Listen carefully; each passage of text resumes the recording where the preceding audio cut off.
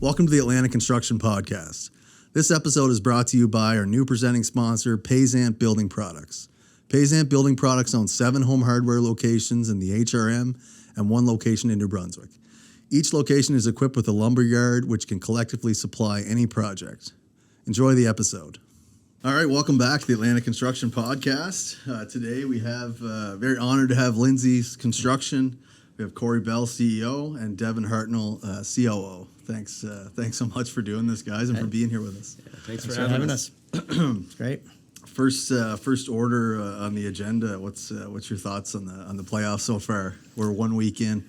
Well, I took Florida in my hockey pool, so not very happy about that. I'm all in on the Panthers, and they're not looking so good right now. So, yeah, that's not the best. But lots of great hockey though. Lots of great hockey out there. It's fun. 100%. Yeah, big Oilers fan. So far, not off to the greatest start, but I think they're going to rebound, and there's some good Canadian content this year. So hopefully one of the teams will be able to make a run. 100%. I think from what I see online, you've got one of the best backyard rinks in the province. If I'm correct. We do. We both have a great backyard rink. Actually, backyard rinks are the best. We have had. We did our first one maybe when my son was 4, so about 11, 12 years, and every year it gets a little better. And man, we've had some of the best memories of our kids growing up. Yeah, you've got 5, right? We've got 5, yeah.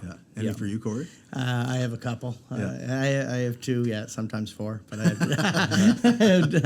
have 2 originally anyway. So lots of fun. Same thing. My son Victor, he's 17 now, so he's had it since 4 years old, and the boys are. It gets easier and easier because they get older and older, and they start looking after it. Those are fond memories for a lot of people in the East Coast growing up playing in backyard hockey. Listen, it's the best. Every now and then the boys will get out too, right? Grab a couple beers and have some little 3-on-3 out in the outdoor rink. It's a lot of fun. So diving into Lindsay's, Cory, you've been there since 1999. In 2009, you became the president. I think it's an interesting journey with yourself, just kind of trickling through a lot of different roles, and then landing as president. And just talk a little bit about your journey in Lindsay's and Sure. how you got to where you are today. 99 to 2009. That was interesting. Came on fresh out of university. I was a little bit of a mature student, I guess. I went back to school to do my engineering. And, okay, where'd you go to? Dal. Okay. Yeah, I guess I was one of the last tons grad back in 99. Might have been there last year. Your friend Renee said the same thing. Yes, well, we graduated together. Right. My good buddy Renee, yeah, for sure. And anyway, so ended up I was working in the industry with another company. I grew up in construction, so I was working as a laborer, and I moved my way up through the ranks and was with an earthwork company at the time called Elliott Excavators. And Lindsay's reached out and asked me if I wanted to take a pay cut and move to Liverpool for a 2-month contract. I'm like, yeah, sweet. And I did Great it. memories. Yeah, it was awesome. And so I did it. Moved to Liverpool, and I worked as a project engineer to start out, and then went through the ranks, came back, project engineer, project manager. I did some estimating, worked through our small jobs group, vice president operations, and then came into the ownership group and became president a couple years later. So it was a quick journey. It was a little bit like speed dating. Just tried out everything quickly, and a little taste of everything. Yeah, exactly. So it was a great journey. A lot of great people there through the times to kind of help you get through it, and different people in industry, both within our walls and outside of our walls, that kind of helped me along the way and gave me some good guidance. Yeah, and that's got to be a unique experience to have when you're dealing with a management team that's answering to you, just to have that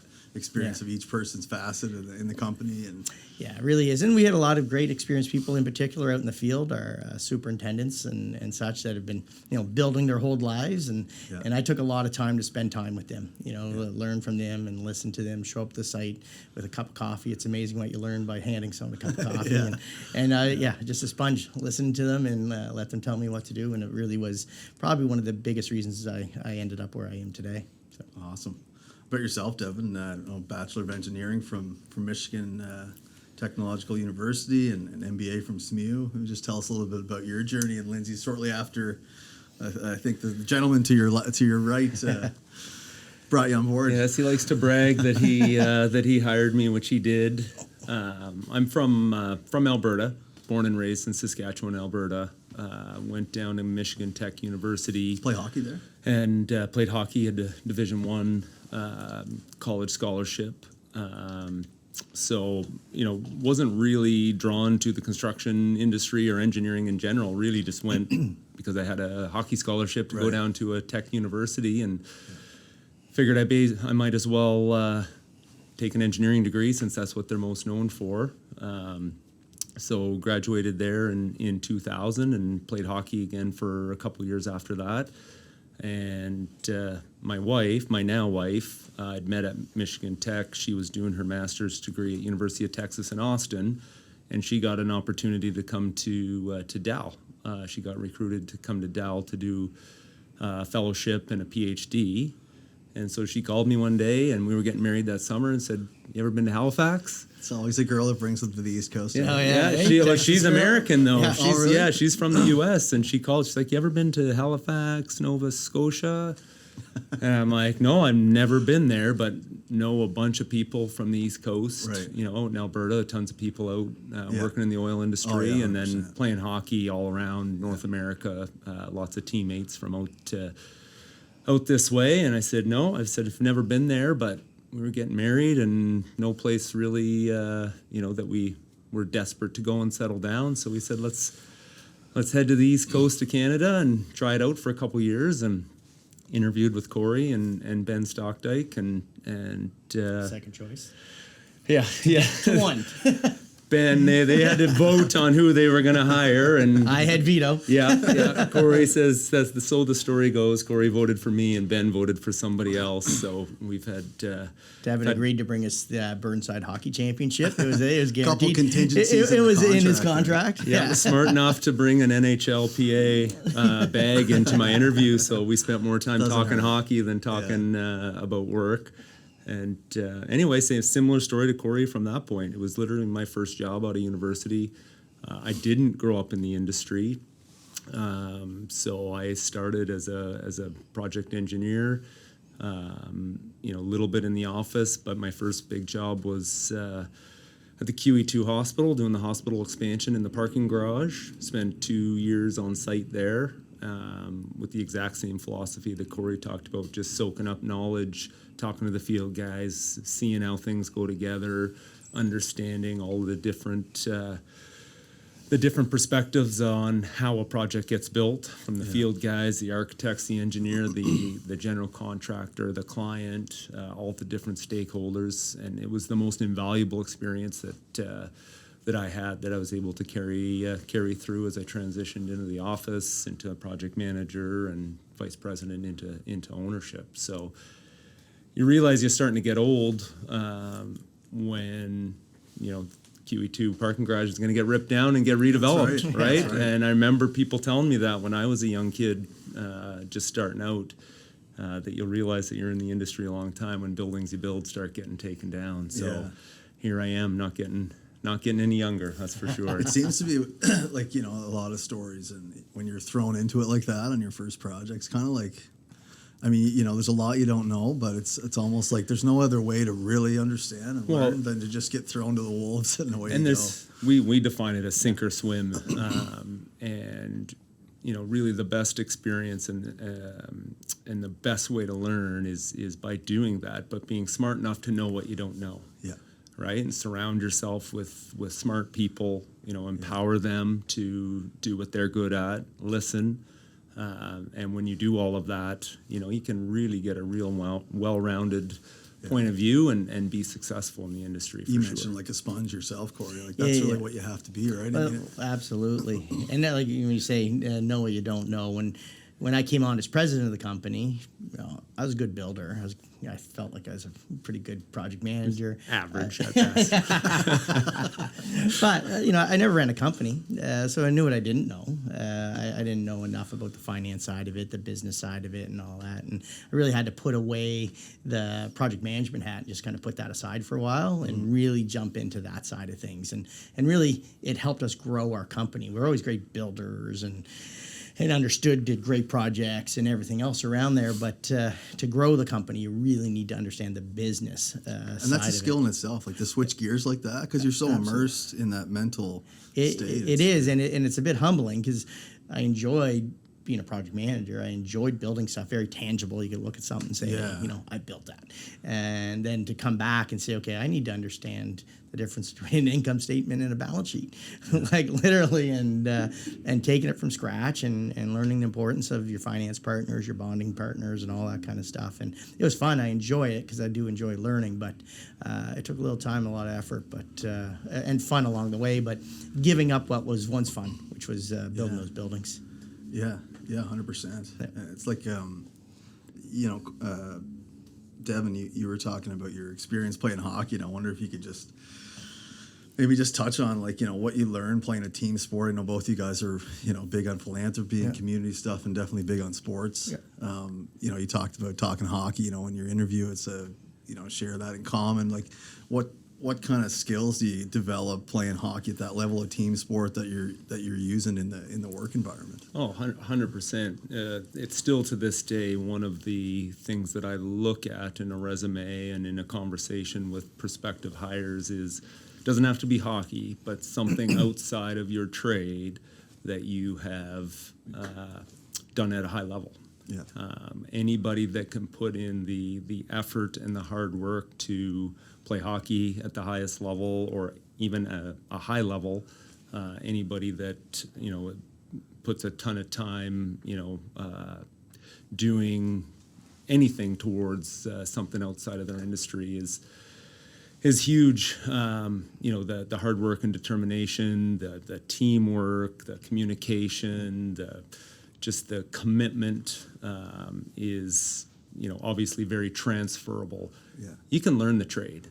Yeah. Right. We could take anybody, that has a willingness to learn and bring them into the organization and teach them what they need to do in order to, be a project coordinator or project manager. The physical experience of construction can be taught. It's all of those other intangible characteristics that will define who the highest performers are going to be. Yeah, I've heard the saying before, like the best teams are the teams that talk the most. There's always talking on the bench. I was like, my dad talks about that a lot. Oh, absolutely. But I talk to people in the industry, and they're younger guys, they're estimators or PMs and stuff, and they're really good. They have the skills, they know the technology. But I try and tell them hey, it's your communication skills that are going to take you anywhere in your career. It doesn't matter how good you can do this or that task or. Yeah. And, absolutely. And understanding how to communicate with different people. Everyone communicates differently. Some of our clients are more experienced and they want a more formal type of communication. Other are not, and text messages work or phone calls. But Devin and I talk about this all the time. You got to pick up the phone and talk to somebody. Yeah, and 100%. There's just not near enough that in the industry. I sent them a text or I sent them an email, and we got to get back a little bit to the basics and understand the importance of a phone call. Oh man, I just went through that this morning. It's 3 emails, and then this guy's understanding. All it took was one phone call. Call the project manager, ask him about the change order, what was item 2, and talk to him for 5 minutes. It's over. Absolutely. But nobody wants to pick up the phone anymore. No, it's unbelievable. It's unbelievable, and just being It's frustrating. It's so frustrating, and being comfortable in confrontation. Right? Yeah. If we're debating over a change order, sit down and work it out. Yeah, it's right. not Everybody, personal. it's not personal at all. No. Try to see all sides of of what's happening and come up with something that's fair and reasonable. Yeah. Based on the circumstance, and you can't do that via email. You just can't. No. we can't read tone either. And that's the biggest thing in relationship. Any relationships, it's like conflict. If it's not personal and you're just looking for the truth, you're just looking for pursuit of solving the problem. It's hard. I think it's hard for people to get in that mindset though. We're doing this director series now where we're just doing some continuing ed with us and dealing with all this stuff. And just to kick it off, we said in order to get better, we need to have conflict. Because if we keep on continuing just agreeing with one another, you're going to be making the same mistakes over again. You're not going to understand. You got to create a little conflict so that you can come to better solutions and do things better. It's just the way it is. You mentioned something interesting just a minute ago, and I don't want to keep asking these interesting questions that I'm interested because we have so many things to talk about. Right. But you mentioned how it was going from PM to the business mindset, and you couldn't you didn't have that tangible thing like I built that Right. after 2 or 3 months or a year, and that feeling. And I think it's such an interesting industry with the enmeshment of blue collar and white collar. Yeah.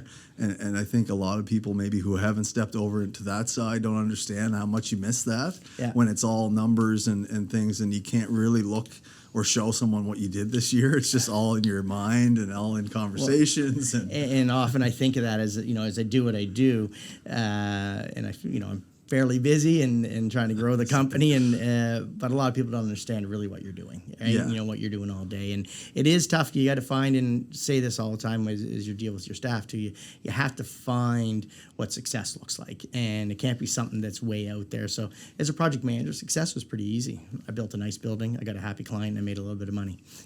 Pretty easy, right? And you say, that's great. But when you're into business or you're doing other things, you got to understand, what does success look for the next 12 months versus 18 months or even 3 or 4 weeks out. Because if you can't keep on finding that, it's hard to keep yourself motivated and want to come in and actually just keep on improving. So. And I brought it up because I think, everybody kind of has that, everybody wants to be the CEO, you'll say, but then, everybody needs affirmation too, even CEOs. And sometimes, people just don't quite get what it is that they do, but your layered thought and your mind is so full. I mean, you probably, you can't even sleep some nights, right? It's just, they don't get that weight. No, absolutely. And, it helps because, I grew up blue collar, right? I was a laborer, I was in the ditch shoveling. I did all that kind of stuff.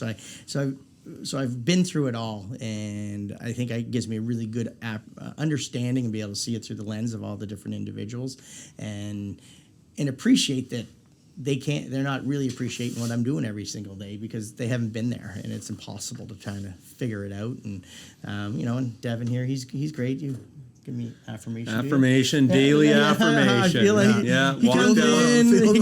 He comes in, gives me a little hug to start every day. You're doing such a great job. I'm just happy to be here with you. Yes. Well, if you guys have been working together for 20 years and you still get along this well, then you're doing. Well, we live down the street. Your neighbors. A driver and a pitcher wedge away. Yes, driver and a 3-wood. 9-iron. Yeah. I was going to say for you. So let's talk about Lindsay's and some current, just maybe there's so many topics that we're going to touch on, but like just currently some of the reputable projects that you have on the go right now, and you're geographically immersed in every province. It seems you're really strong foundation as an Atlantic. And it's important because we are an Atlantic Canadian construction company, right? And so we don't want to just focus on Nova Scotia. It's where we started, and we have a lot of great projects here. But we do right across Atlantic Canada, So if you take a look at it, in Newfoundland recently, we finished off this Coast Guard Coast Guard building, which was, fantastic, great client. We worked with some good local architects as well as some national to secure that project. Just did the school in Paradise. Yep. Paradise in another design build, which we really like design build and the construction management where you can build the real partnerships with the clients. Do you guys travel? Do you guys take your labor forces over there when you do get those projects out of province? It's important to establish yourself in a province. They operate as their own units with their own regional directors, folks that have been in the industry a long time. We'll supplement with some of our specialties. So Tilt Up would be an example when we go into one of those provinces. At the beginning, we would send over the folks that knew what they're doing. Now we got the guys over there and we have guys that relocated. They love Newfoundland or they love New Brunswick or what have you. The folks that want to move, they can move. So a couple of them, what are we doing? What are we doing here? Like, Cape Breton's the big project. We can talk about that later on, the hospital. For sure. But, locally. Yeah, well, I think what a lot of people don't know or appreciate about us is we have probably close to 250 projects that we do a year. Wow. Right? So we do everything from our small jobs and service work division, where we'll come in and do a small renovation or change a doorknob, right up to Cape Breton Regional Hospital. So in and around Nova Scotia, we've got our biggest growing business unit is the multi-unit res Yeah, so you guys market. got Bilby and Bilby, we've the got other one up on. we got the Willet, the Beninos. We Benino, just The Bello We're 4 in there, stories yeah. up there now. Yeah. So we got close to a dozen of those that are going on. We do lots of work. We finished up the IWK. We're at the QE2. Nonstop working there. Our bread and butter, if you go through Burnside, we'd have a half a dozen tilt-up buildings. We do a lot of work with Eastport. Thompson's moving. We've got a bunch of nice light industrial work in that market. And then in New Brunswick, we're finishing up again a nice multi-unit res building called the Wentworth, and in St. John. Got a little bit of work in PEI for Crombie. The field house in St. John was nice that we finished that up, that massive field house. Yep, St. John Field House, big indoor track and field facility. Nicest one in Atlantic Canada. It's a phenomenal space. So we got a huge cross section of work all over the place. When do we finish Brigadoon? Brigadoon we're finishing up soon. Yeah, we're finishing up over the next couple months here. Yeah. And what is Brigadoon Village? Yeah, it's a camp in down kids the camp, valley. right? It's a kids camp. Kids camp. And they work with a lot of different groups. The Cancers, an obvious one where they bring in children for week-long camps that they can be with other folks like themselves, and Yes. nothing feels different at Camp Brigadoon. And it's an absolutely unbelievable honor to be able to do that. When we go down there, and our staff, it's one of the things that our staff love is that we do these type of projects that mean something. Our superintendent there, Doug, I just got some feedback from him the other day from Brigadoon about him and how much they just love the guy, and he goes above and beyond because you're doing something that's going to make an impact on these kids' lives, right? So it's fantastic, and the folks out there that do not know what Brigadoon is, they should Google it, and it's a great story. So you talk to your site supers like a lot as a president and COO. Like is that something, try to touch base at least every quarter? Yeah, I try to touch base. Devin's the COO, so he gets to talk to them a little bit more than I do. But that is one of the things that you miss is trying to get out to the sites.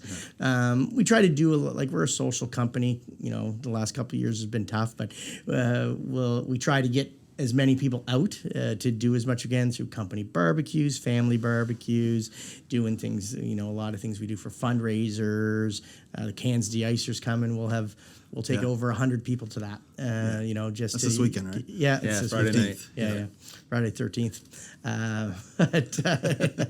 So there's the 13th. Yeah. So, but yeah, I know. I definitely try to get out and see the superintendents and get to the sites as much as I can. So, Is there some projects in the past that really stood out that you're like extremely proud of? And I was thinking of the idea building. It just seemed like a really showpiece project on the Dalhousie campus. But is there certain ones that really stand out to you guys? Like for me, it would be the idea one. Absolutely, being I went to Tons or Dow. It's great to see that and what they did, and the Lindsay family attachment to it as well.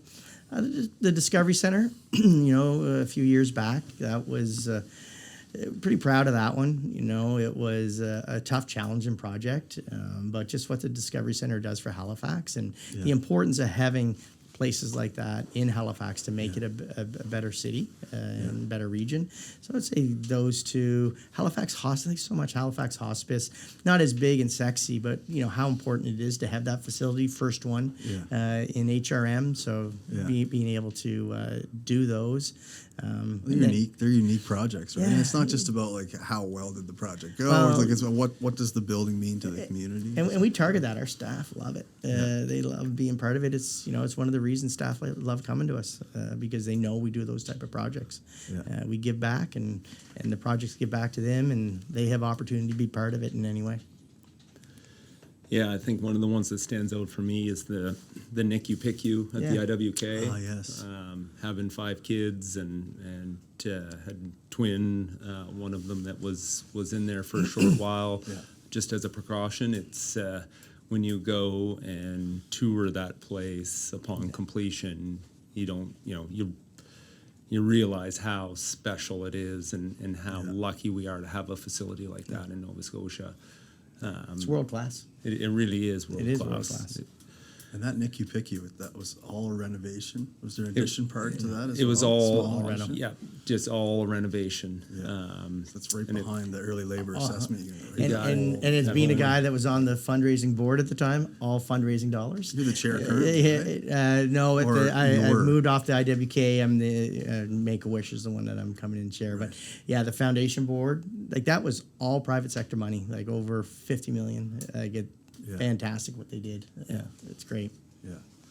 And Devin, a big part of your job is, recruitment and talent and stuff. And obviously, we can talk about Cape Breton now if you want. I mean, I know there's challenges of so many scopes and trades to get labor out there and the materials and it's endless. It's the challenges are endless right now. You're right.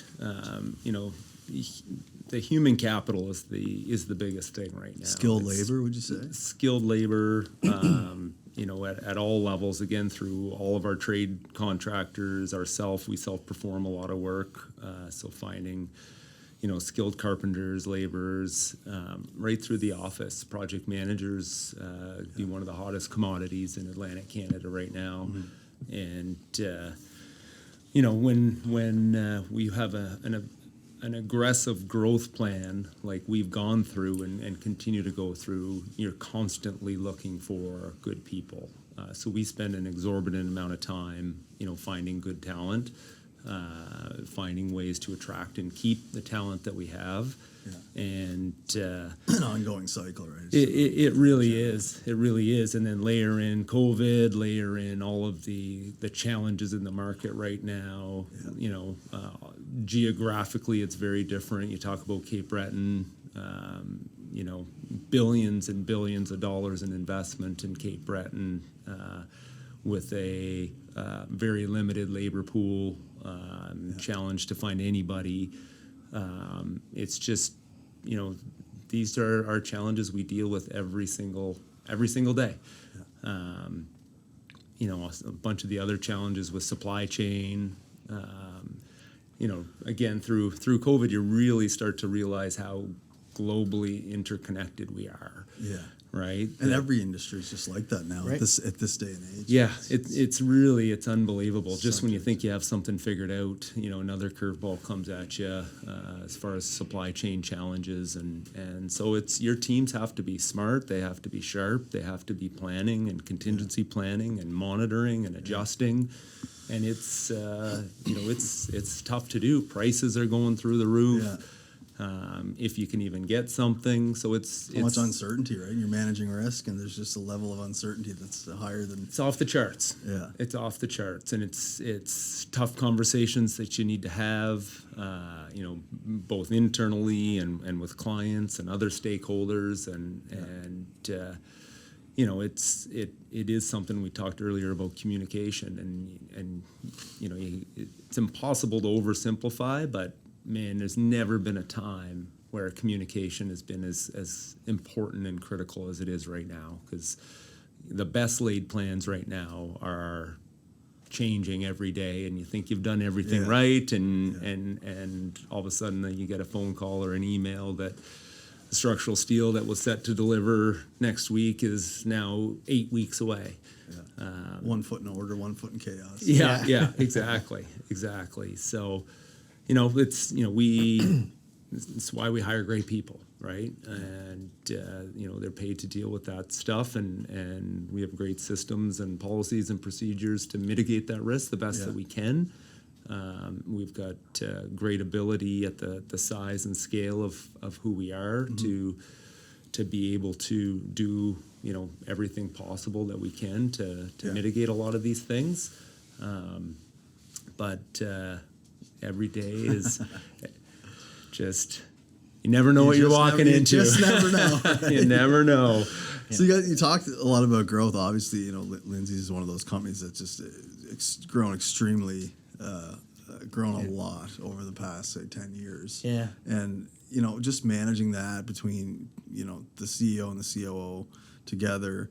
You can just talk a little bit about building those systems and preparing for, going from this milestone to that one, and the new risk that's involved, and like you hear a lot of people talk about traction when there's a certain level outside consultants that you're trying to Right. you have to have those, let the business operate itself while you're able to be outside it and make those decisions, and maybe just chat a little bit about how that's been for both of you. Yeah, no, you're right. We've grown a lot over the last 10 years. 5, 6, maybe even 7 times in our volumes over that length of time, and there How are. do you do that? That's what I want. I stopped being a project manager. But it kind of, you do jumps. You take a look at it and say, okay, we're going from 50 to 100, and what do we need to do over that time? What do we need to improve upon? What can we do? And what you have to add internally versus where do you need maybe some external support to help you out, because you can't necessarily afford to add everything internally early, so you consult things out or just shop it out to different individuals. And then as we got there in these little jumps, and we kind of felt like, Devin and I, it helps that he's my best buddy, right? We're just been very tight since the day we met, really. And so we would talk and say, okay, how does it feel? Are we feeling like we're a little bit out of control is okay? Are we feeling like we're getting a little bit too much? Time to get used to our own skin again. And that's just, I always said that. This is a pause. The next year and a half, we're going to just get used to where we are. Make sure we are who we say we are. Make sure that we don't have blind spots. We're backfilling what we need. Add HR support. Like one of our first big jumps was adding a CFO. We were always led through good, competent accounting through controllers and such, but we went to a CFO. Added an HR department. Now we're adding Do you have a law department? Do you have a? We just hired. Good question. We just hired a director of legal and risk, Caitlin, and she's fantastic. And it's not because we are litigating more. It's just we're at a structure now that we need that support. We need the everyday support. Our project managers have comfort that they have someone that they can go and talk to without knowing that they're on the clock with whoever our lawyer happens to be, right? So it has absolutely been a challenge, but at no point has it felt that we're not in control of it. We always have been in control of it. Again, Devin and I, we have breakfast every Wednesday morning.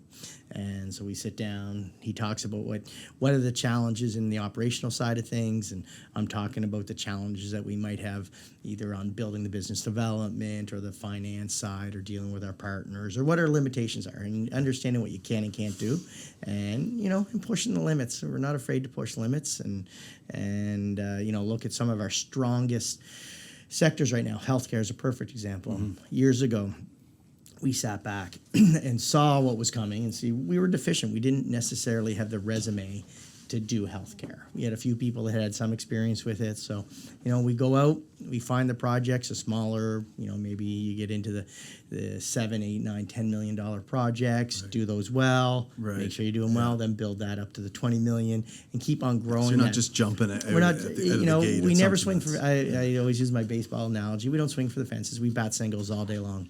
Every now and then we hit a home run, and every now and then we strike out. But mostly we hit singles all day long. And that's how we generate our runs. And it's how we protect ourselves from actually striking out too often. And today we would be considered one of the strongest healthcare organizations in Atlantic Canada based on that solid approach. And what was that, about 8-year growth, something like that? And here we are today doing the Cape Breton regional that nobody would have thought that we were able to do just 10 years ago. How's that going? How's the? Yeah, it's going great. It's going great. It's we're in our partnership with Pomerleau. Yes. Yeah. And the combination of what we bring to the table and what they bring to the table has been it's been a lot of fun. You think an organization or a group of people, and until you're in a formal partnership and or a foxhole. Or a foxhole, exactly. So we've had a lot of fun kind of feeling each other out and coming together and staffing that. It's a big project. It's a complicated project. It's harder than anybody would expect due to the challenges in Cape Breton with the labor force. It's hard to find people it's hard to find people to go and manage it. It's hard to find sub-trades to respond to bids. It's hard to it's hard to find creative solutions. Just from a common sense standpoint, you would look at it and think like, okay, you're going to get the odd local trade that's going to do this or that. Yeah. But say 70-60% of them are going to be met. So right away, there's like an extra 30% on each bid. So that you're right away, it's going to cost you way more than if it was downtown Halifax. Yeah, So, absolutely. And there's a number of large projects going on in Cape Breton as well. So, you're all competing for the same trades and the same resources. So it sort of magnifies the issue there, so to speak. Mm-hmm. But it's a world-class project. It's 8+ years until completion. So is this year 2 now? Or? This would be year 2. Right. So there's an energy center, a cancer center, and then the actual hospital expansion and renovation. And right from the energy center, which was the first piece, that building is well underway, going up. The cancer care facility, concrete's being poured, design's getting finalized. So when it's complete, there's that's the people of Cape Breton are going to be pretty proud, and they're going to have a world-class facility. I was talking to somebody over the last couple of weeks just on the cladding project, and I think that got awarded maybe 2 or 3 weeks ago, and that was a big number. Yeah, it was a big number. Yeah. All kinds of, I forget now what the cladding type was, and there's some, I forget now, a lot of aluminum and louvers and all kinds of ACM. And, Exactly. Big package. That would have been TP2 or I think, or 3. TP3 maybe. Yeah. But yeah, it's there's some really big packages there that. And that's why I was saying that's just like one phase. It's like of many, right? So absolutely. So no, it's been a lot of fun, and like I say, our partnership with Pomerleau has gone really well there. Some great expertise across both organizations that when you bring together, it's a great team. How does that originate, that relationship with Pomerleau? Is it a joint bid with two GCs because of the project partnership? size? So it's just again, like, talk a little bit about knowing who you are, right? Mm-hmm. And did we feel like we could build the project on our own? Of course, we had the people in house and we could do it. Could Pomerleau do it with us? Of course, they have experience doing it. But if you looked at the criteria that they're asking, what the province was asking to see, it would have been more challenging for either one of us to get it on our own. So you say, okay, well, we want this project, and did they reach out? I think they reached out to us, or maybe we reached out. I don't remember. Anyway, reached out. It's probably 3 years ago. Yeah, I know, it was a long time ago. It was a long time ago. And we said, you know what, let's, we think we have the team to be able to do this, and just broke it down, and you look at the resources, say this is where we'll play, this is where you'll play. They had a great resume, we had some great local, we've been around for 65 years, so when people think local, we are local, and we were established in Cape Breton, some great people there, so it was easy, and honestly, putting together the package went real seamless, and we had a MOU going into it, and then you just finalize a partnership agreement, and away you go. Cool. Yeah. You guys pursuing other jobs in Cape Breton right now as well, or other than that one, with everything else that's going on? None of the major projects. We are definitely always doing more and more work. We're doing some great. Everyone seems to know about the jobs we're doing in Cabot because everyone wants to go to Cabot. So we're building some houses. An excuse to go golfing up there. Yeah, exactly. Yeah. So we're doing some work there. We have other private sector jobs, and we like to have a very good balance of public and private. We don't really load up on. We were always considered private sector, but growing our business, we grew it more into the public sector side of things because there's only so much private sector out there. And that's always been kind of your bread and butter with the design build, and then absolutely the in-house Burnside labor. Exactly. Built half of Burnside. Yeah, built half of Burnside, and even in Newfoundland, right? Like it was so much of that type of work that we did in Newfoundland, and so it's kind of our bread and butter, and we love it. And it's great work, great clients. But again, there's only so much you can do in that one market. So. Can you talk a little bit about the the relationships you have with First Nations and Indigenous. You've got some Yeah. things on the go, and that's kind of a big part of Yeah, and we're still learning, and it's been great, great relationships from the get go.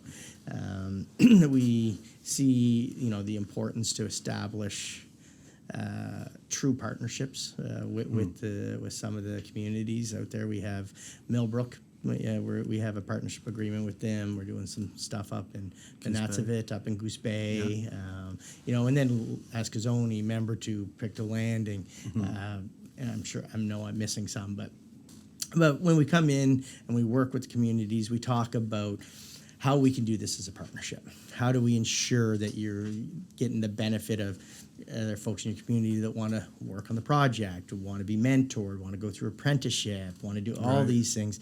And it really makes the project go that much more smooth. And we work, we're doing a women's resiliency center. We're doing the one for CMM right now. And it is relationships we value. And like I said, we're still learning. I would say we are the first Atlantic Canadian contractor. We hired an Indigenous relationship coordinator to learn more. To teach us, and help communicate. As simple as doing a handbook for us, and understand, bringing her into conversations and getting a better understanding, because we didn't live it, so we don't necessarily have that understanding, but we're certainly open for it and want to learn more, and we put a big value on doing this successfully and doing it mutually beneficial to all parties, and so far it's been extraordinarily rewarding. We're also working with Friendship Center, doing a housing project with them, so.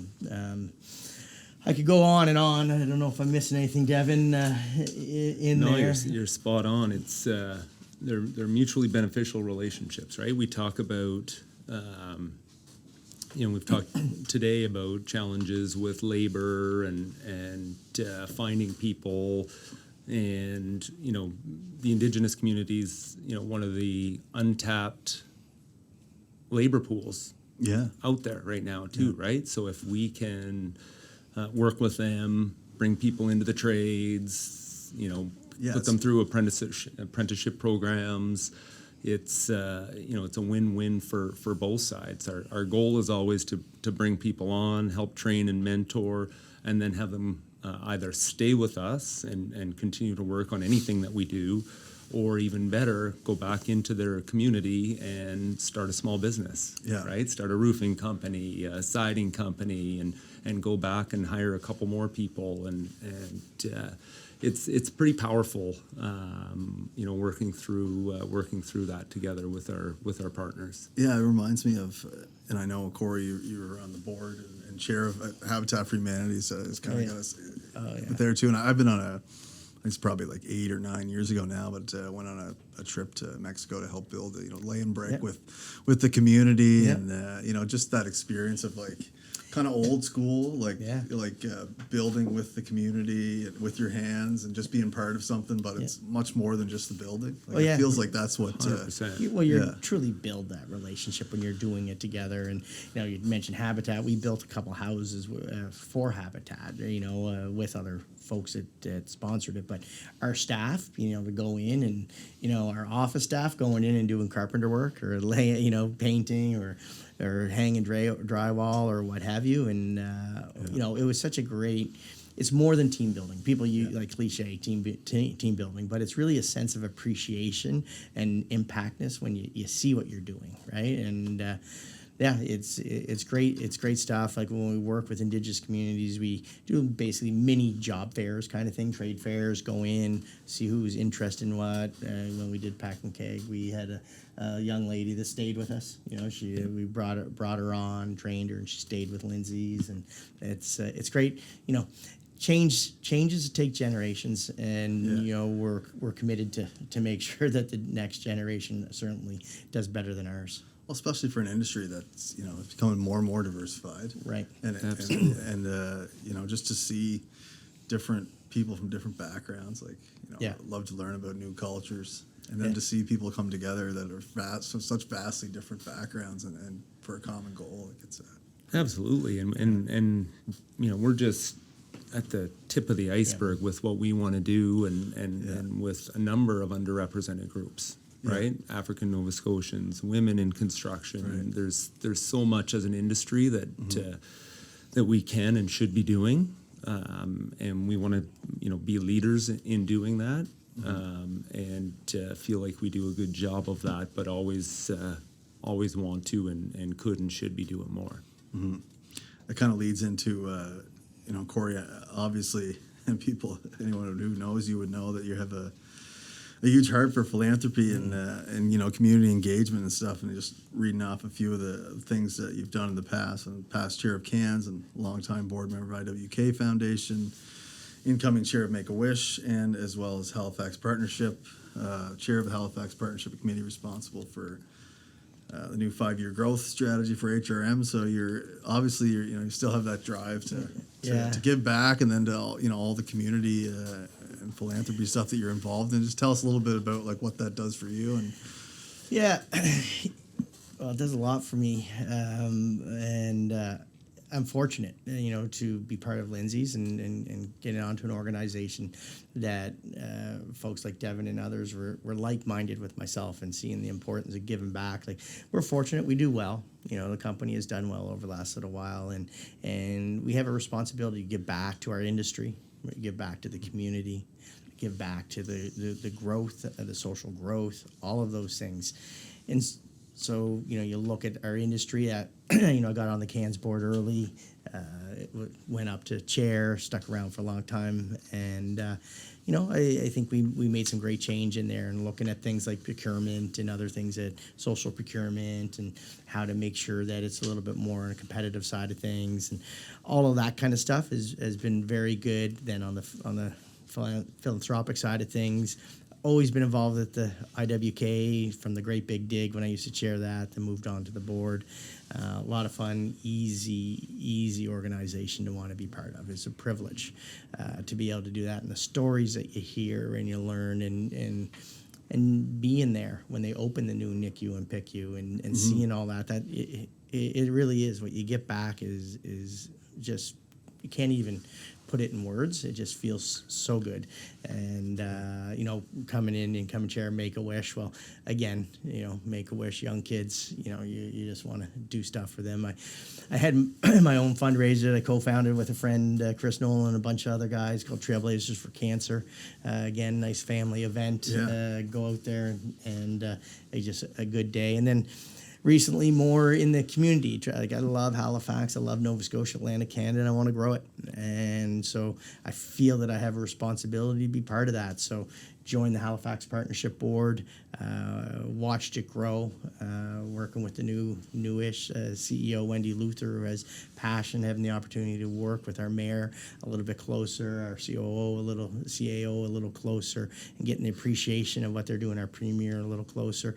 And it makes a difference in being able to chair the 5-year economic strategy, and we're talking about things like attainable housing. I learned a lot, more than I ever thought I thought I'd ever learn on that side of things, and it's such an important issue to the city, and transportation, and then the green economy, like what's going on there. And so be at the front end of that and help lead that. And really, for me, leading is just listening, bringing in the other subject experts and listening to what they have to say. And it's been great. It's great for me.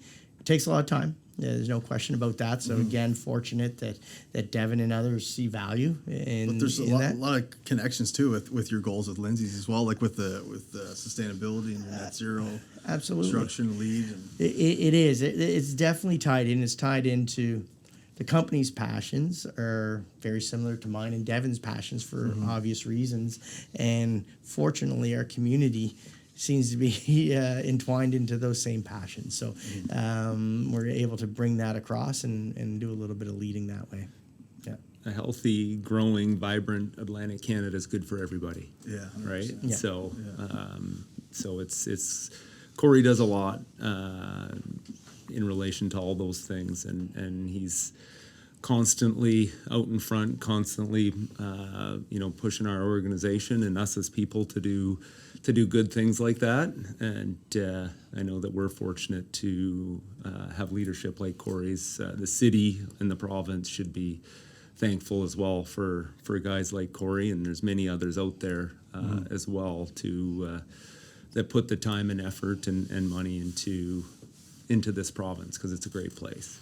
Yeah, and I'll mention Courage to Give Back Award, Family SOS 2016, and Inspire Award, Big Brothers and Big Sisters 2017. Seems like there's nothing on the philanthropic front that you haven't touched on or been part of, and then it's a game changer just from being part of it. So I don't know where you get the energy, but yeah, well, there's so many great causes. Honestly, it just and you know what he says, what's good for the city is going, or the province is going to be good for Lindsay's. But what's good for Lindsay's is typically good for the city, because we give back, we punch above our weight, because we believe in it, and our staff believe in it, and it's from everything to like the SPCA. We had kittens in we have kittens in 2 months ago, and I swear they're always in some animals of some sort. Two people adopted them, and one of them being Billy, rough Billy, this guy that you would never think would have a kitten, and now he's posting a picture of himself with the kitten that he got from SPCA. Showing another side of himself. You just never know, right? That's awesome. What about you, Devin, with being the founder of the Summit Academy Independent School in Bedford? Maybe just tell us a little bit about how special that is for you and getting that off the ground. Yeah, so big passion of mine is education. My parents are both public school educators. Like we talked about earlier, I've my engineering degree, my MBA, my wife has her PhD. I think that there is nothing more important in life than education, and fundamentally, it is the foundation for all things, and so when we moved back here, we went down to Boston in 2007, 2008 for 3 or 4 years, and came back, and our kids were in public school. We just there's a lot of gaps in the public school system. Yeah.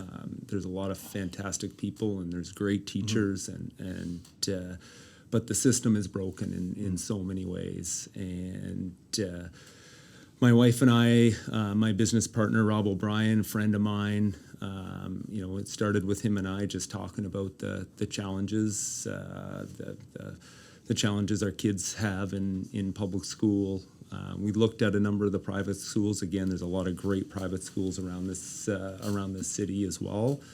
But we, have a philosophy where, we believe in, high-end academics, which is a no-brainer and a given for all private schools, but big believers in physical activity, in active learning, so actually going out in the community and experiencing what you're learning, not just learning about it in a classroom, and just creating that culture and community. There were no other private schools around that really spoke to all those core pillars. Mm-hmm.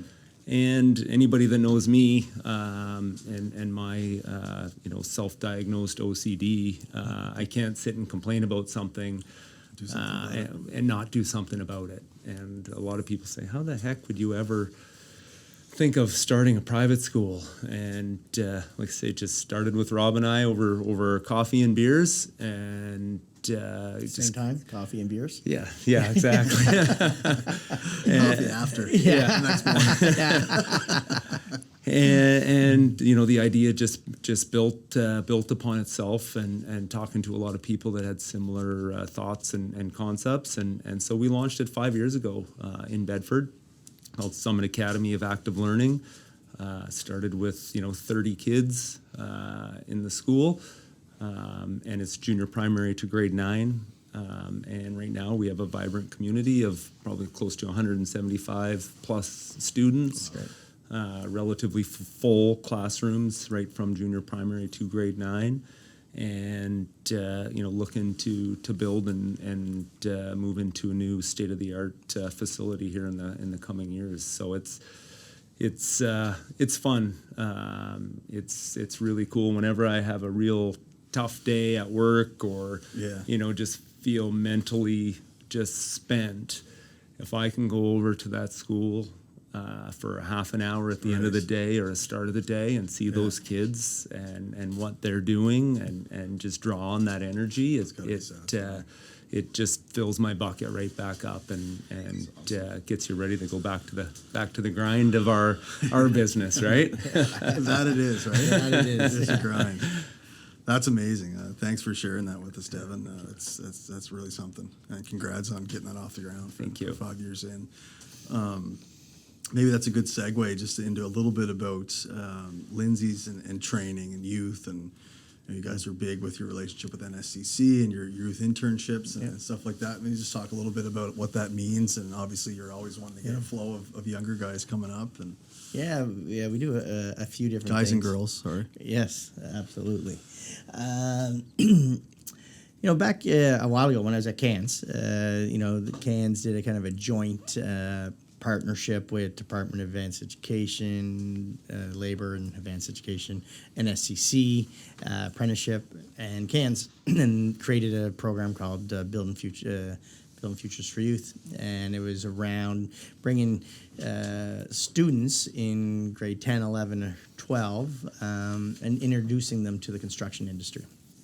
And by doing that, some of them did unpaid, we always pay, but you introduce them to the construction world at a younger age, trying to get people to truly understand what it's like to be a carpenter or a mason or a sheet metal or what have you. We had some that came in the office. And that has been fantastic. It's been a great model. We're a founding member. I was the founding chair of that back in the day, I guess. And we've always brought in 3, 4, 5 different students every year, and it's been an overwhelming success of introducing youth to trades, right? And sometimes to technical as well. On the other side, NSCC, what a great organization. Absolutely. And tough. The programs really bring out, very demanding, too. battled individuals, like the amount of information that they work for. So we offer up some scholarships to folks that are looking into the construction, primarily on the technical side. So the construction technology class, the architectural technology class, the construction management class, with a preference towards underrepresented groups, so Indigenous, A&S community, women. And we've been fortunate enough that not only have we been able to support people financially, we've been able to bring them in our doors. And so we've had folks that have received our bursaries and scholarships and have come in and joined Lindsay's and been part of our team. It's not enough, it's something, but we really do. I have a passion on getting the most out of our youth, regardless of what it is. And I still think we talk about the school system. There's a lot of marginalization based on marks. And I've spoke to O2 teachers in the past, and where folks, no one glorifies the trades yet. No one says, it's like, my son or daughter is going to be a carpenter and speak of it in pride, but yet they still speak about university in whatever capacity, arts degree, business degree, as if it's a significant accomplishment. And it is, but they both are. And we need to it's like get... a psychological boundary. Well, really it is. And I always say, I don't like the word just, because they'll say, Sally is just doing this, going to NSCC, versus Billy is going to Dow, or so it's those little nuances that make a difference, and the key is just get the most out every child out there, right, and find out what they like. And NSCC's done a good job. Department of Ed is doing a better job, and getting folks that are passionate like myself or Devin in talking to them. But we're getting there, but we're in a crisis for trades. And we need. And it's not going to get any better. It's not getting any better. As times get busier, unless there's a healthy. Right, we're doing influx. better steps with immigration, better stops engaging underrepresented groups. but it's not enough. It's not enough. So, we got to kind of shake our heads a little bit and do things a little bit differently. Devin? Let's cross tangent on your whole passion for Yeah, education. I could sit and talk about this for hours, but specific to Lindsay's, we have a large percentage of our staff have been through NSCC in one way, shape, or form. And they're producing fantastic results. In our office alone, there's dozens. I'm not even going to try to say a number. I was trying to find it before I came here, knowing we might talk about it. But we have dozens and dozens of NSCC grads, both in our office and in the field. And the quality of candidates coming out of there are fantastic. And we're constantly hiring young talent. It's the best way for us to hire and train and maintain. Those that come and work for us generally stay. Yeah. We have a fantastic culture. We have a great place to work. We respect our staff and provide unlimited opportunity. Cory and I told the story today. We started at Lindsay Construction as our first job, and we own it. A big part of our motivation for growth of our company is to provide opportunities for people. Training, Talent retention. We want people to come through and grow into project managers, and then a lot of them, a lot of organizations, that's the most that you can do, right? And we have the ability to offer a lot of different opportunities outside of that. If you have a passion for concrete, you can run our self-perform division. If you love wood framing or IMP or metal buildings, you have an opportunity to specialize in there. You want to estimate, you want to be in design or be a structural engineer. We constantly are moving the pieces of within our organization to align people's passion with what they want to do, and that's create new pieces too. We're constantly creating new pieces, and giving people. If somebody has a passion and wants to do something, and how many times have we sat down with them and we talk them through a business plan and have them help create that business plan of what they want to do around that person, around their passion, and then we're willing to invest in them and put the time and energy and money into supporting them. As long as obviously it aligns with our goals and what we want to do, or it seems like a logical growth avenue for us, and people see that and want to be part of that, right? Yeah, people want that opportunity. It's not like they have to grow right away. They need to, it's good to be fixed and learn and have consistency, but just to know that there's growth opportunities down the road, 2 years down the road, 5 years down the road. We talked about our growth earlier on, and if we didn't grow the way we did, we would have lost a lot of really good people because they would have peaked, right? And so our growth is a product of our young, smart, energetic staff pushing us and us saying, well, we're not losing them. So what do we need to do? And geographic expansion, do more, go into different areas. L360 is an example that we're doing here now, where we have. It's been the last 2 or 3 years, right? So 2 years, 2.5, I guess. And forward integrated into the maintenance of. It's hard to remember. Time flies. It's like pre-COVID, post-COVID. Are you doing a lot of work on just mainly the buildings Lindsay's involved with on construction, or is it any building asset owner can reach out to L360? Any building asset. We're looking. We've done a lot of it is our client base, like folks that we already have relationships with, but not necessarily Lindsay built buildings. But our Lindsay built building, L360 is just basically, we say we're just wrapping our arms around you.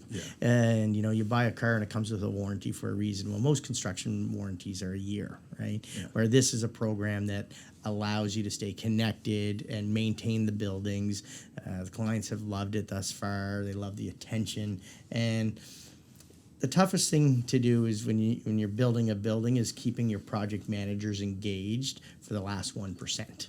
It's the last 1% because they're already looking at the next shiny new job. It's like and most car accidents happen close to home. They're almost there, and you just don't care anymore. Exactly. So It's a good analogy. This is why these guys like so L360 kind of supplements that, and it's really helped with clients enjoying the Lindsay experience. And what is that all about? And we're dipping our toe into energy retrofits. We talked a little bit about the green economy and what that means, right? And so a lot of these buildings with some of the goals that Halifax and Nova Scotia want to reach over the next little while, there's a lot of work to be done, and we have the knowledge and opportunity to help be part of that solution. And so it's an example where we'll continue to grow. Folks come to us, I like this, I think this is a good idea, and then we'll work with them on that. And it's it's like our growth has been very, very significant, and hasn't felt out of control because of the talent of our staff, because they're the ones driving us. And I assume that's one of the most rewarding parts for you guys, is to be able to be creative with the vision and, get to know the staff over the years and think like, oh, if we do this, this is going to be great for them. It's almost like you're flipping invert and you're working for them. Well, you're bang on, because how many times you make mistakes where you think this person wants to do that because it's what you did, right? Oh, well, clearly this person wants to do this typical growth, or they want to get into that. And we take the time to actually sit down with our folks and say, what do you want? What do you like? What fires you up? Because if you put them where whatever fires them up, you're going to get a lot out of them. They're going to get rewarded, and we're going to get rewarded as a byproduct. It's pretty simple. Yeah, and it's, we talk about it all the time, how that's one of the biggest metrics that we are most proud of, is the number of people we employ, right? And you wake up every morning and you want to go to work and continue to build out what we've been doing so that we can provide a runway for these 600 plus employees that we have. And it's it definitely feel the pressure associated with that, but it's a fantastic driving force to keep just keep doing what we've been doing. It's a lot of fun. We were just talking earlier before we got on that topic, with youth and how the trades are not glorified very much, in the culture, we'll say, right, or in the education system. And it's kind of I think that might be a good lead into mental health. We'll say mental well-being, and obviously that's something you guys are really passionate about. Anytime you own an organization with 600 people, this is something we have to deal with, especially after a pandemic. Those things. But I think a lot of kids, a lot of youth that are coming up, they have no other option but to be influenced by the culture within a micro environment. And a lot of kids, they might be diagnosed with something, or you might assume there's issues here and there, but it might be that they should be swinging a hammer instead of meeting expectations, and expectations not being really sorted out in the right way, right? Because the pressures of doing this, and the other thing, and they're young, they're learning, They're trying to figure who they are, what they like to do.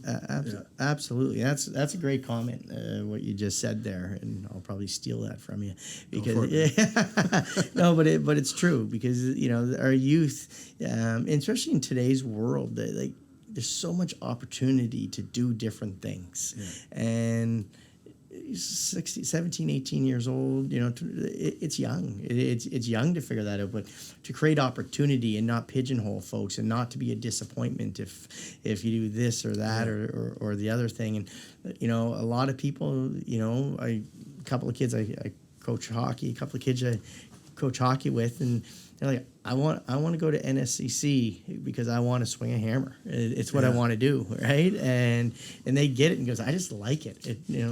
If you like it, you can make a good career out of it. And you always want to leave the options open. I'm like, you know what? You might want to take a business course with that, because you might own your own business someday. Like, don't limit yourself to whatever. Just make sure you push your boundaries all the time. I guess we should put a shout out, actually.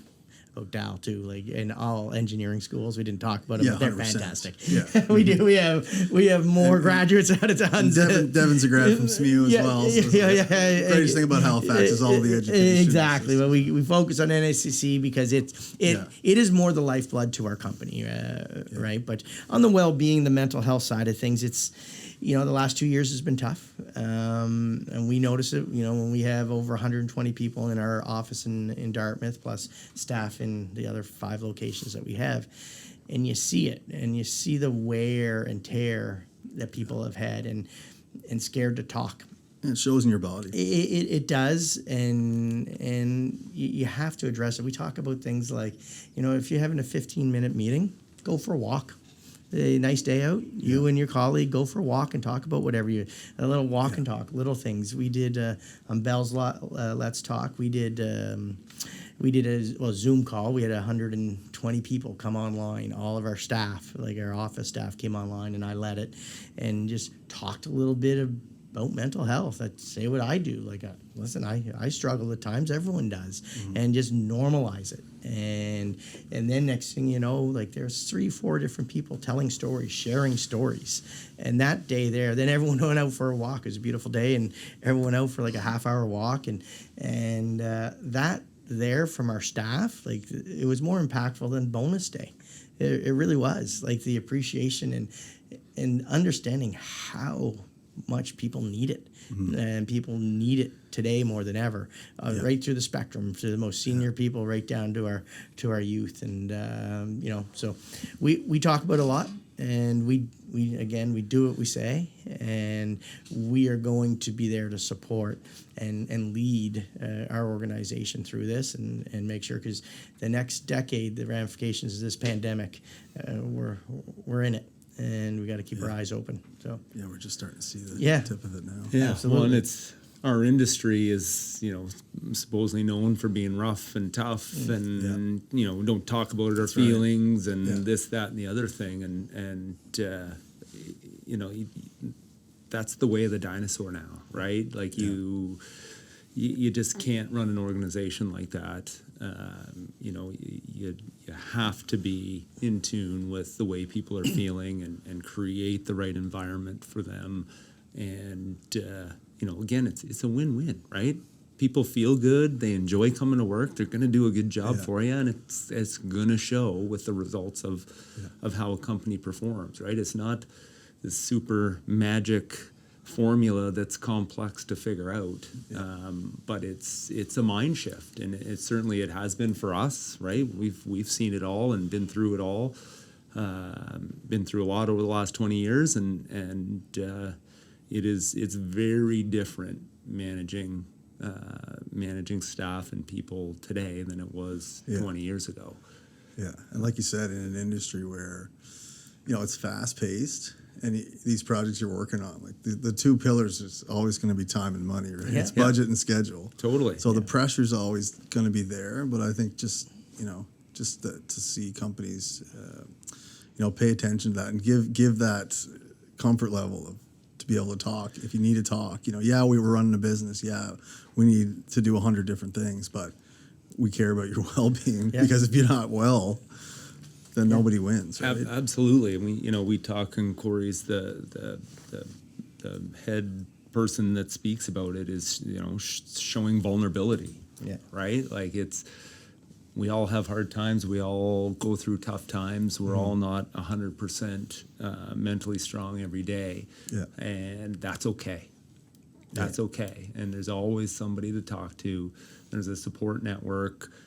If you're not comfortable talking to someone at work, we have support lines to call and people to talk to, and we're all in this together. And long gone are the days of just saying to suck it up and rub some dirt on it and move on and just work more, work longer, do more with less. Like you can't do that anymore, right? So it's not healthy. It's not good. Like, people are not productive under that environment. Like, you talk about vulnerability. I challenge our senior managers every day: be a little vulnerable, because people need to see the human side of you. And the leaders, they need to see the leaders. They need to see the leaders, and everyone knows. Like I wear my heart on my sleeve, and everyone kind of knows that about me, so it's easy for me to say that. But But it is important because then others will come out and you'll really understand what the folks that are reporting into you want, because they're not going to open up if they don't see that you have that vulnerable side, right? They're just not. They're going to keep away, and the next thing you know, you lose them because you didn't understand them. Yeah. And we don't want that. And they work better, and it's a big part of our success is that we just care. It's pretty easy, but we do care. Yeah, no, it's really refreshing to hear those comments from people like yourself. Is there anything we haven't touched on? I know we've talked about a lot of things. I'm sure there's countless other things we could chat about, but like as far as you guys, you both as business owners and leaders in a large construction firm in Atlantic, Canada, you hear a lot of talk about how busy things are, how busy they're going to be. How excited are you guys for the coming years? Terrified. So there's so much. That's what I should ask. How terrified are you guys? No, it's exciting. It is exciting times, but we spent a lot of today talking about challenges, and there's a lot of challenges, and that's coupled. We mentioned the private sector, so you have interest rates going up. So what is that going to do? And that's going to affect how some folks look at their investment. People might sit on land versus doing something right now. There's some normalization that needs to happen. So as busy as we are, we have to understand that there could be some ripple effects, and it happens quick. Go back 2008 and what happened back then, and you look at housing in the States right now that's slowing down by 25%. Like, there's a lot of things out there that you could easily get caught up in your own hype, but you always have to be looking ahead and saying, okay, what if? How do we make sure that we are there all the way through this, right? And, rising, keeping staff, also, rising employee salaries. Happy to pay it. I want folks to make more money, but it has to come out the other end, right? And so with rising costs, your hyperinflation, all these things, it's hard to believe that it's the most busy construction time ever. Because if I said we're into rising hyperinflation and rising interest rates and labor shortage, who would say it's a great time to build? Not a lot of people. But but there's still a lot of private stuff happening other than public. So much. It's all happening. I'm not I'm not. Right. No, I get what you're saying. It's hard to believe, and so if it's hard to believe, you got to dig into that a little bit and make sure you're not ignoring anything that's out there, and then you're really paying close attention. And that's what we do a really good job at, is that we're paying attention and we talking to our clients. We understand what the runways look like and make sure that we have the right number of people doing the right type of thing. And it is exciting. What keeps me up at night, people ask me that often, it's the 600 plus checks that go out every week in the name of one of our staff. That's a big responsibility, and we're going to make sure that that'll be 700 or 800 as we continue to grow and provide a great work environment for everybody that's part of our team. So. Sounds like a tough wave to ride in front of.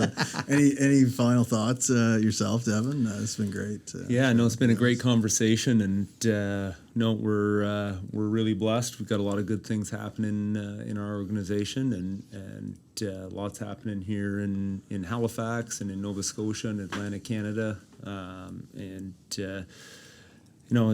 really appreciate you taking the time with us today, and real happy to be able to do this with you finally. Yeah, 100%. This has been it's been a real treat, and it's been a pleasure talking to both of you guys, and to have a company like Lindsay Construction come on and be a part of what our team has going here is a real honor. So this has been great. Can't thank you enough for taking the time out of your schedule to come here and be with us, and I hope lots of people enjoy tuning in. Yeah, well, thank you. It was a lot of fun. Yeah, appreciate it. Awesome. All right, Cheers. Thank you.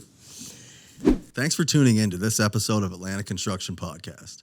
Be sure to follow us on any podcast platform you use. You can also find us on LinkedIn and Instagram at Atlantic Construction Podcast. Be sure to send us a comment or a review. We'd love to engage with you.